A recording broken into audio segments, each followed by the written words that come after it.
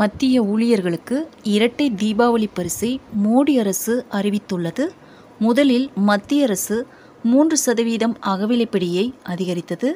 அதன் பிறகு இப்போது மோடி அரசு போனஸையும் அறிவித்துள்ளது. குரூப் சி மற்றும் கெசட் பதிவு பெறாத குரூப் பி ஊழியர்களுக்கு 30 நாட்கள் சம்பளத்திற்கு சமமான உற்பத்தி திறன் சார்ந்த போனஸ் வழங்கப்படும் என்று மத்திய அரசு தெளிவுபடுத்தியுள்ளது. நிதி அமைச்சகம் பிறப்பித்த உத்தரவின்படி இந்த போனஸ் 2025ஆம் ஆண்டு வரை 6 மாதங்கள் தொடர்ந்து பணியாற்றிய ஊழியர்களுக்கு மட்டுமே வழங்கப்படும்.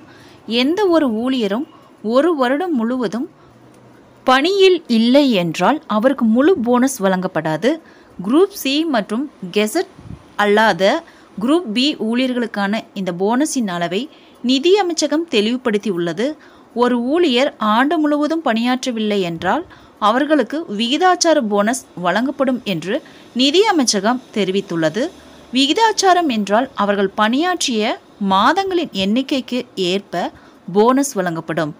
அரசாங்கம் போனஸ் தொகையை 6908ஆக நிர்ணயித்து உள்ளது. மத்திய அரசில் ஊதிய கட்டமைப்பில் பணிபுரியும் மற்றும் பிற வகையான போனஸ்களை பெறும் ஊழியர்களும் இதன் மூலம் பயனடைவார்கள் என்று நிதி அமைச்சகம் தெளிவுபடுத்தியுள்ளது. மேலும் இந்த போனஸ் மத்திய ஆயுதப்படைகள் மற்றும் ஆயுதப்படை வீரர்களுக்கு வழங்கப்படும். மத்திய அரசின் இந்த போனஸ் அதிகபட்ச மாத சம்பளம் 7000 கணக்கிடப்படும்.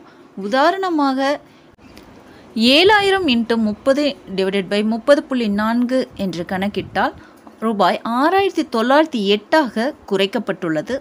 மத்திய ஊழியர்கள் ஏற்கனவே 3% அகவிலைப்படி உயர்வால் மகிழ்ச்சி அடைந்தனர். ஆனால் போனஸ் அறிவிப்பு அவர்களின் தீபாவளியை கெடுத்துவிட்டது.